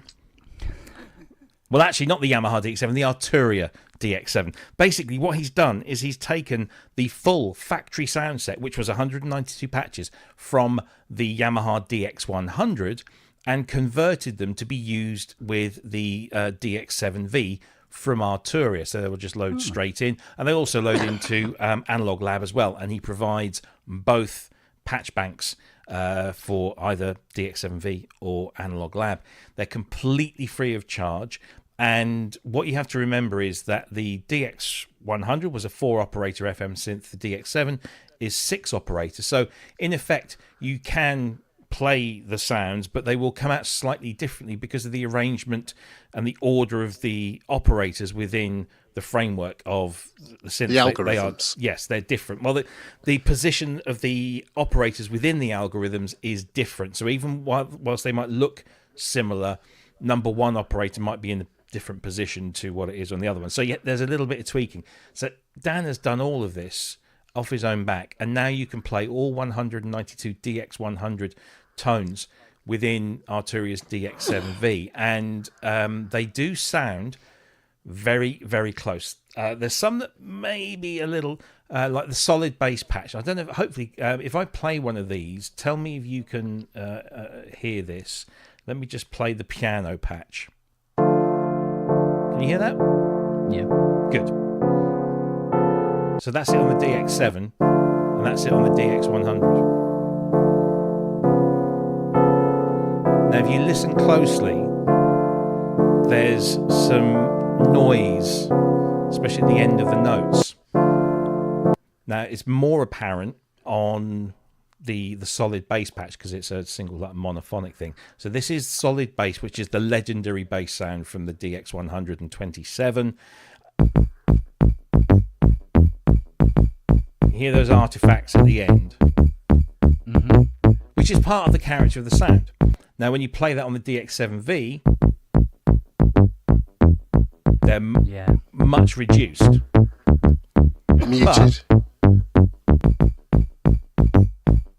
There's more air in that, isn't there? Yeah. So they're not 100% perfect, but they're as near as damn it. But they're free. All you got to do is go to the reverbmachine.com page, and you can download those for free. You've got an option to subscribe to his email list. Trust me, you won't get spammed. What you will get in your inbox every now and again is some super, super interesting content. So just, again, I'll take this opportunity because I always do, because I love what Dan does, and I subscribe to him on Patreon as well, and I would advise anyone to do the same. He does some amazing sounds and bundles of sounds. So he does a whole bunch of Arturia presets, a whole bunch of Ableton stuff as well, but you can buy all the sounds individually. So there's stuff there, and it's not expensive by any stretch of the imagination. There's loads of really, really good sounds.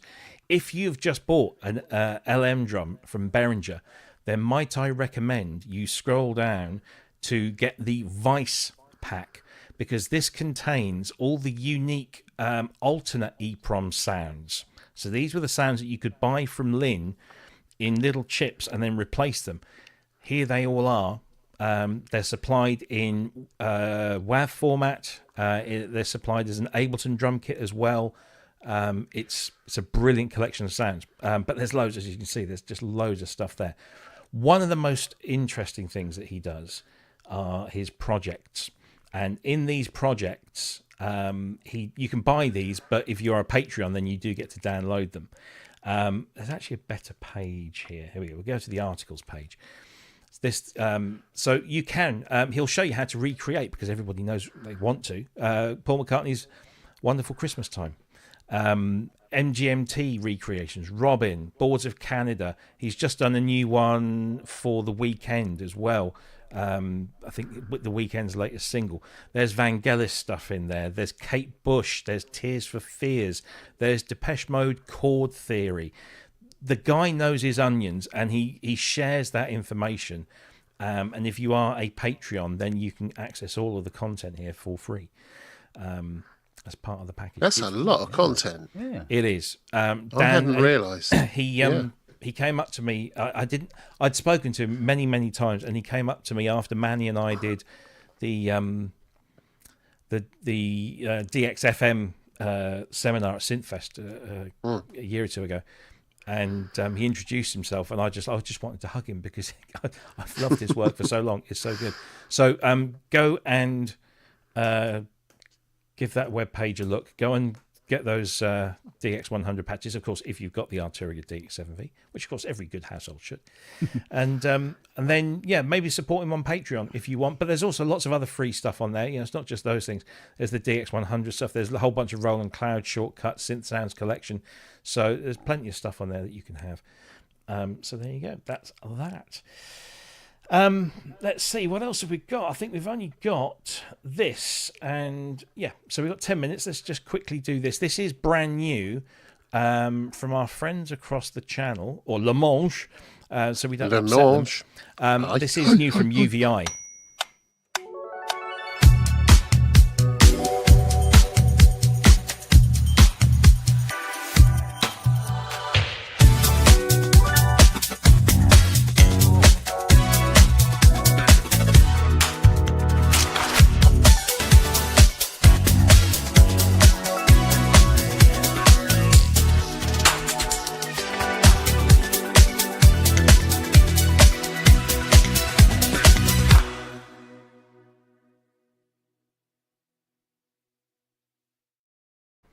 So this is Mosaic from UVI. Instant gratification, easy to use, massively capable. Create limitless sounds using 8 keys and 5 interactive effects. It's kind of like a music construction kit, I think. The reason I say I think is that this only launched, I believe it was yesterday, and UVI still haven't sent me over a copy to have a look at, so I can't really speak with any authority. I did ask them, and I said we're going live, but nothing came through. So maybe we can go into a bit more detail. But of course, you can buy this yourself now for an introductory price of €99, or if you have UVI's excellent Sonic Pass subscription, which is just €24 a month or €240 a year, this will already be in your collection. You can just download it and play with it. So it's basically another one of their cleverly scripted instruments that allows you to construct drums, sequences, chords, patterns, and then combine them all into an ideas tool or a composition tool. It's a very clever thing. Lots of tweakable settings that you can mess around with. You choose chords and chord progressions and styles and effects chains, and you can come up with something very quickly, so they say. Looking forward to finding out. As I said, it's €99. It's about a gig of data in there, 1,200 odd presets, 1,600 odd samples, 3 activations per license. It uses, unfortunately, the iLok account, although you can use the software, not just the hardware. Either way, whatever suits you, and is available to buy now. I always kind of railed against these sort of things, these music construction kits, but there is a time and a place for them, whether you are a full-time professional musician or just someone who's dabbling in it and getting into the whole thing. These are great ideas machines, I think, and I think that there is a tendency to poo-poo them because they are sort of like click and play sort of things. But I don't know. What do you guys think? Rob, did you see the donation? Oh no, not yet, because I'm not on the tab there. There's bear with me. There was Peter DeLong. Peter DeLong has done a donation. Oh, thank you. See her? Well done. Thank you, Peter. Thank you very much indeed. It's a lovely donation. And also, Peter is, as you can see, is a channel member already. But thank you. Your generosity exceeds Andrew's beauty quite a way. Thank you very much. Anyway, back to Mosaic. Thoughts on this, gentleman? Do you like these sort of construction kit type things, or Kent? Not really my neck of the woods, to be honest. Not really. No? I don't know. I'd have to have a crack at it, you know, and then see how I got on. I don't know. It's just because I'm just an old bastard. I think that there's something very sort of like, it's all like, you know, modern kid stuff, kind of thing. You know, you need to have knobs and sliders, all right, you know, that kind of thing. So to be honest with you, I need to have a crack at it and have a look and see, what it gives me, you know, what I'm looking from it and what it is capable of giving me, I suppose. Yeah. I like these kind of things because if you know, sometimes you sit down and you think nothing's coming to me. You need something to give you that little push, and then you can take it and then make it your own thing. I think this is where, for me anyway, the keyboard does that. Yeah, I know, but sometimes I've written many a good track from just smacking my head against something. Well, yeah, seems to work. Mm-hmm. Also, I mean, this is the equivalent, isn't it? I mean, one thing, because I'm literally a complete dunce when it comes to chords and theory and all that kind of stuff. And I can hear a chord in my head. So I'm playing a chord and I can hear what I want the next chord to be, but I can't quite figure it out. And sometimes I sit there for like 10, 15 minutes just trying to get the right chord. And then by the time I do, I've kind of lost my thread. Whereas something like this, where it will potentially give you all the chords, you give it that chord, it will tell you all the other chords that will fit with that. And invariably, the one you want is in there. It just helps you find those things quicker. And I would certainly enjoy using that. Well, the fun for me is doing the hunting. Okay, yeah. To be honest with you, I mean that's part of, you know, when you're building, you know, when you're building something, whatever it may be, you know, you put down the foundation and you're going to go, right, now I think I know what I want this upright to be like. And you start trying out things, and that's how you discover more. And you end up going down roads you don't. If it's handed to you, and you go, "Oh, right, thanks, cheers," and you just screw it in place. What part did you play in that? Yeah, but if it gets you out of a little spot, you know, I think. Yeah, but getting out of the spots is what you should do. You practice getting out of spots. That's what makes you more creative. Yeah. If you're just constantly handed something, every time you come up against the wall and you just go, "Oh, give me something, thank you," and it's sort of like, you know, yeah, I don't know. Maybe it's, you know, I mean, maybe people write different ways. It's ideal for them, but I've always, no, I wouldn't. I'm not going to call it cheating, but if you're going to, well, yeah, well, no, cheating it's not. would No, imply it's not you're that. breaking rules, and there are no rules. Yeah. No, but I mean, you know, when I'm repairing a car, I don't want other people around me helping. No, true. You know. So, I remember. Oh, here we go. I remember when sampling. I remember when sampling came around, and I was saying to Nero the other day, we were grabbing loops of things, whether it be bass lines or guitar riffs or horn stabs or horn lines or string, all sorts of different things, voices, and we would bash them together in different ways, and we shorten the samples and stretch them and do all sorts of things, and we create stuff using other people's stuff, but there was an element of you know, how well do these go together. So I don't object to this at all. Very good. I don't object to this at all, but to that at all. This, I'm kind of with Kent on this. I understand what you're saying, Robbie, but I've discovered, again, I've rediscovered the love of playing around with scales. So I'm just doing this whole thing where I'm playing around with the circle of fifths thing on here, and just getting familiar with it and finding all the inversions in a whole circle of fifths, all the way from C right the way through, back through to C. And it's fascinating because it's given me endless ideas. And I've just done the majors so far, or rather the seconds and the ninths, and I'll get on to doing other things as I go. But so it's kind of interesting. I understand what you're saying, Robbie, in that sometimes you just don't know what the next chord should be. But I've always liked that hunt. I've always liked that because I've learned more from it. It ultimately. And yes, you can lose your way a little bit, and sometimes it's nice to have this. But the other thing which I would say is, you said that it has all the chords that you know are going to work. It certainly has chords that will work. It won't have all the chords that will work. Sure.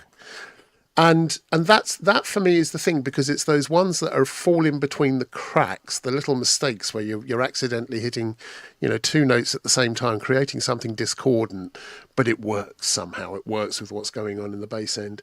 That for me is the joy of all this kind of stuff. So I'm not sure I'll be buying this, but I would be very interested to see how it sits and how it works. So I'll probably download a freebie or a whatever of it, a trial version, and see what it's like. Yeah. But yeah, not really my thing. But that's at the moment. But it's no reason why other people shouldn't use it. Absolutely. Yeah. So the intro price is available through February 24th. So that's €99 instead of €199. And it's available to download now. And of course, as I said, if you have Sonic Pass, then it's already in your account and you can download it and install it right away. We've got one little more thing to share with you. I can't really sort of share all of it, but I want to put this into everyone's YouTube playlists. This is a new mini documentary on, yes, guess what? My favourite subject, the Fairlight CMI. This features Samantha, who is, I'm just trying to remember her surname, Samantha Bennett. Samantha? The Professor Samantha Bennett in Australia. She's actually English, but she's over in Australia. She's been there for many years. I'm sorry, I haven't got a clue. No, not that one. And this is a mini documentary just over 15 minutes long on how the Quasar and the Fairlight that followed it pioneered computer music. One of my favourite things about this is that my mate Peter, if I can just find the bit where he's in this quite a bit, because he fixed up the Fairlight they had in the university that Samantha lectures at. There he is, the old puffin. That's my mate Peter, who I work with to restore Fairlights over this side of the world. It's 15 minutes of just brilliance, really. And Samantha is that's a rather unfortunate still. Look at, they're just both like, it's like they're weighing fruit. But you had to say that, didn't you? Yeah, I did. This is Peter's little studio that he has upstairs in the lovely part of Sydney called Surrey Hills, which I've yet to visit, but I have had a long-term invite to go over there. But it does cover a lot of things, including the Art of Noise, who are going to be re-releasing something for Record Store Day, I found out yesterday, and lots of great old footage. It's my mate Peter Vogel there, the inventor of the Fairlight CMI, demonstrating it on Australian TV back in the day. Lots of great images, and of course what it does do is it makes sure that Tony Furs, who is this guy, no, not that. This is the thing with YouTube. You hover over it. There he is. There's Tony. Do you see that thing he's got his hands on there? That's the Quasar. Yeah, that's the Quasar M8, which was a precursor to the Fairlight. Basically, Tony was using 6800 Motorola 6800 processors, but he used them so that they would instructions would go to them alternately, so in parallel, I believe is the right term, and so therefore you could effectively double the speed of the processing, which then allowed you to do the things that the Fairlight was doing in the mid 1970s, and then of course he licensed that technology to Peter Vogel and Kim Ryrie, who then refined it, and there was a picture, there it is, just there, that became a much more recognizable version, the Quasar dual processor system with the floppy drives, and of course it also introduced the monitor with the light pen, And then eventually that became what we know and love today as the Fairlight CMI, which you can just see one just there. That's the back end of one. That's a 2X. That's one of those in the garage. And there's the front of an original Quasar, but now very close to that Fairlight because it's in the hospital beige. So there you go. It's a great way to spend 15 minutes, and it's beautifully accurate. It's very well shot. Very informative, and I thoroughly recommend it to everyone. And I will put the link in the chat because I'm not entirely sure if that's already been put in there, but there it is. Click on it, save it, bookmark it, do what you want with it, but do give it a watch. Thanks, Wagyu, for doing that as well. There you go. Someone suggested in the Facebook group when you posted about this that you should do the narration and I should do the filming to do a proper documentary on this. And do you know what? We should have a chat about it. Well, it's never been done properly. It has never been done properly, but it's not because people haven't tried. And I am not able to discuss certain We shall do that. things. We shall have that conversation another time. But offline. There are plans out there, and I hope that some of them come off, and we do get that proper documentary that details because. As far as I'm concerned, what Peter Vogel did for electronic music, and Kim Ryrie as well, of course, is equal to that Bob Moog did, and that Dave Smith did, and so on and so forth. And in fact, a former Fairlight employee, who I know very well, we had a very long conversation about writing some of the wrongs in terms of the information that's out there concerning other technologies that wouldn't have probably existed had it not been for the work that Peter and Kim and the brilliant team of Michael Carlos and Adrian Bruce and all the Steve Rance and all the others that were involved. There are a lot of pieces of kind of misinformation and not necessarily misinformation, but information that isn't even out there, that even surprised me. And trust me, I've done my research on these things over the years.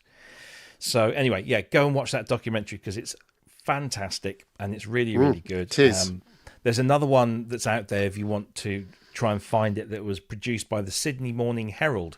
They commissioned a guy to do a video. It's about the same length and it kind of looks at it from a slightly different aspect. I agree, Nick, they should get a technical Grammy for what they did because it literally changed music. It introduced digital sampling, but moreover, it introduced on-screen sequencing. And who, hands up, apart from you doorless jammers, hands up who doesn't use on-screen sequencing these days. It's such an important device. Anyway, we shall now say goodbye because we've shot over time. I'm sure the Symptoms of Reality are sitting there tapping their fingers on the desk, waiting to kickstart Popcorn Night. So go and check those out. Don't want to upset Vasquez. And we will see you same time, same place next week. Not sure if we've got any guests on, but I just want to say a massive thank you to Kent and Andrew, as always. Andrew, for surmounting your somewhat insurmountable computer woes and the crappy week that you just had topped off by that. But thanks for putting up with us. And also thank you and just thank you to Kent for turning up because you're not very well. You're poorly. For getting up the stairs. Well done, Kent. It's just a short walk across to the bedroom now, so you can just go and lie down. I may not make it. I think the toilet's closer, which might be just as well. Okay. So next week, I'm looking forward to stereo. Yes, indeed. Unless but we don't know. Yeah, absolutely. I did talk to one. Was that what do they call that bloody website? The NHS thing. Oh, the NHS website. NHS 111. Yeah. One of the people on that said it sounds like a particular type of tinnitus, which is actually permanent. Ooh. I think you need to speak to an better expert. not be. I looked it up, and it's also something which could be caused just by an infection. And yes, it's about getting the right drugs. Yeah, this is the route that we're going down now. That's exactly what my missus had. She had this nasty cold and then this nasty vomiting thing. And then the sore throat came back. And then the fluid started building up behind her eardrums. and Yeah. she's got the rumblings and the stuff going on in her ears. Yeah. So I think it is just a consequence of possibly, a bug that you've had, and who knows? But having- I'm not a doctor, so I'm No, I know. I mean, it's also the obviously the dizziness, the blurry vision. I can't see for shit now. No. And No. actually, I if I take my glasses off, nothing looks any different from when I've got them on now. But Ken, have you? I could do without the dizziness. Has it occurred to you that you're a colossal car crash of a wank puffin? Well, it's normally how I describe myself to people. Good. Yeah, You me both. Yeah. You me both. Somebody did say And to on me, that note- we've cut down on smoking and coffee. What do you expect? There you go. Yes. Well, it's true. I think I'll take up heroin. I'll feel brilliant. Anyway, kids, don't do drugs. Well, that much. We will see you same time, same place next week. But of course, don't forget there are other channels out there that you should definitely go and check out. So you've got Symptoms of Reality, who are doing a stream every day. Tonight is Popcorn Night, I believe, and so it's a lot of viewers another tracks. track, if I remember. Yeah, rightly. lots of viewers tracks Probably a being short played. one. They'll also be interviewing him on Sunday at 7 p.m. UK time. That'll be a long Between that, you've got Randy at 1 o'clock UK time tomorrow. You've got, I hope, Andy Synchrotron at 10 o'clock tomorrow morning. Bloody hope so. Doing his stream. Jamie is back, of course. Jamie at Geosynths, and he's doing a special on. I can't turn on that thing on the Behringer Wave. He's already started creating patches, and if you go to his SoundCloud page, you can hear them, and they are rather He's a little good. devil, isn't he? He is, yeah. But I'm glad he's back. I'm glad he's back because I do miss Jamie. So Jamie's at 6 p.m. on Sunday. You've also got Get Jervis, I believe, at 10 p.m. on Sunday, which is jamming in Jim Jams with Jackson and Get Jervis. Oh, Synchrotron's an hour earlier tomorrow. Oh, he's an hour. So 9 o'clock tomorrow morning. I might still be asleep. I'll have to I watch won't that be and hearing catch that. up. Yeah, catch up. Yeah. Play at double speed and catch up. Don't forget Synth East in 2 weeks' time. Pro Synth Network will have its stand there at Synth East. There are only about, when I spoke to Robin earlier, there's about 10 tickets left for the expo on the Saturday. I think the cinema screening is sold out. But if you want to come along to that'd be great. We've also had confirmed in the last couple of days, or was it today? I can't remember, Pete. You did tell me. We're back at Bristronica. Later this year. So we're going to be there. Oh, okay. I don't know whether we'll be at Synfest yet. We've yet to see. Things are sort of being worked out. And so there's lots of things coming up. Don't forget to give us a like and subscribe. Go and visit our Patreon page if you want to support us. Go and visit the merchandise store if you want to support us and have some cool attire. It's all there. We will see you same time, same place next week. And until that time, stay safe, have lots of fun, and we'll see you soon. Take care, everyone. Right. Bye-bye.